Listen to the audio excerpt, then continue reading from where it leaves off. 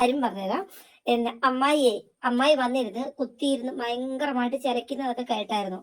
അപ്പൊ ആ കൂടെ ചുണ്ണിയും വന്നിട്ട് കുറെ ഡയലോഗ് അടിക്കുന്നത് കണ്ടു. മറ്റേവനും വന്നിട്ട് ഇതാക്കുന്നത് കണ്ടു. എടോ, ഒരാള് ഇപ്പൊ തനൂജ അവനോടൊരു വിവാഹാഭ്യർത്ഥന നടത്തിയിട്ടുണ്ടെങ്കിൽ ഇപ്പൊ ചുമ്മാ ഇരിക്കുന്നത്. ഇപ്പൊ എനിക്കൊരിക്കലും ഇവിടെ നിൽക്കുന്ന ജയമോൻ ചേട്ടനോടോ സലിമിനോടോ അലിഖാനോടോ ജോൺസിനോടോ പോയിട്ട് ഒരു വിവാഹാഭ്യർത്ഥന നടത്താൻ പറ്റിയല്ല.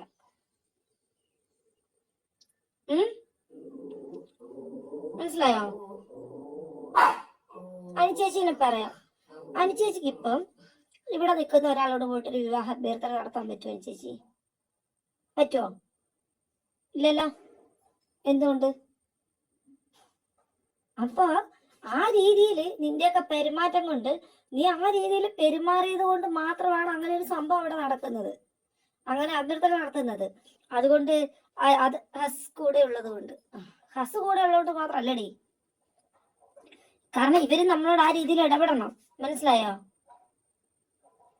പിന്നെ ഹസ് കൂടെ ഉണ്ടാവാനും പാടില്ല.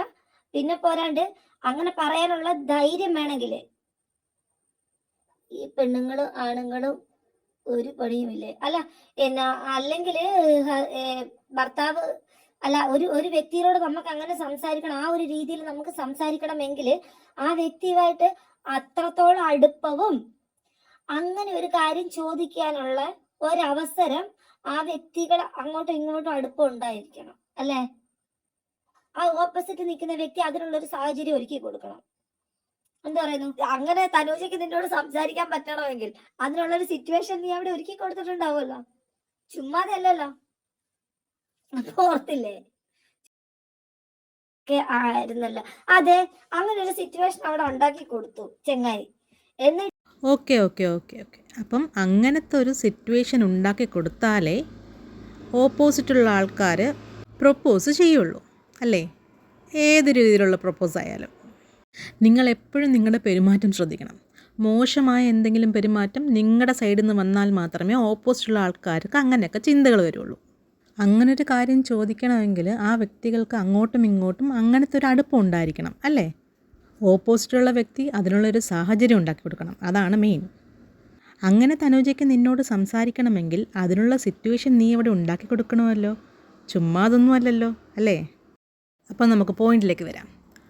ആരോ കയറിപ്പിടിച്ചെന്നോ തലക്കിട്ടടിച്ചെന്നോ ഒക്കെ കേട്ടിട്ടുണ്ടായിരുന്നല്ലോ. മോൾ അതിനുള്ള സിറ്റുവേഷൻ ഉണ്ടാക്കി കൊടുത്തിരുന്നോ? അപ്പോൾ ആ രീതിയിൽ പെരുമാറിയത് കൊണ്ടാണ് അങ്ങനൊരു സംഭവം നടന്നത്, അല്ലേ? അങ്ങനെ ഒരു അഭ്യർത്ഥന നടന്നത്. നീ അവനോട് ആ രീതിയിൽ ഇടപെട്ടോ? അവനത് ചെയ്യാനുള്ള ധൈര്യം എങ്ങനെ വന്നു? അവനത് ചെയ്യാനുള്ള അവസരം, സിറ്റുവേഷൻ, സാഹചര്യം എല്ലാം നീ ഉണ്ടാക്കി കൊടുത്തോ? അയ്യോ, ഇതൊന്നും പറഞ്ഞു ഞാനല്ല കേട്ടോ, നീ തന്നെയാണ് പറഞ്ഞത്. പിന്നെ മാരേജ് പ്രപ്പോസലിൻ്റെ കാര്യം, സ്നേഹം തോന്നുന്നതും മാരേജ് പ്രപ്പോസൽ നടത്തുന്നതും ഒന്നും തെറ്റല്ല. പക്ഷേ അത് പാതിരാത്രി 2 മണിക്ക് ടൂർ പോകാൻ വിളിച്ചോണ്ടാവരുത്. ഇനി ഒരു ചെറിയ ഡൗട്ട് കൂടെ പറയാൻ പറ്റുമോ? എന്നിട്ട് ഇവ ഫിജോ ചേച്ചിക്ക് പോയി കമന്റ് ഇട്ടേക്കുക, ഹുമ്മ തരട്ടേത് വാട്സാപ്പിൽ ചോദിച്ചു എന്ന്.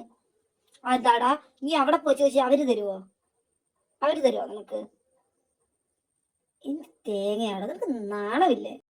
നിന്നെ അനിയൻ കയറി പിടിക്കാൻ നോക്കി നീ എന്തിനാടി അനൂപിനടുത്ത് പോയി പറഞ്ഞത്? അവനോട് പറഞ്ഞിട്ട് വേറെ എന്തെങ്കിലും ദുരുദ്ദേശം ഉണ്ടായിരുന്നോ? എന്ത് തേങ്ങയാടി, നിനക്ക് നാണമില്ലേ?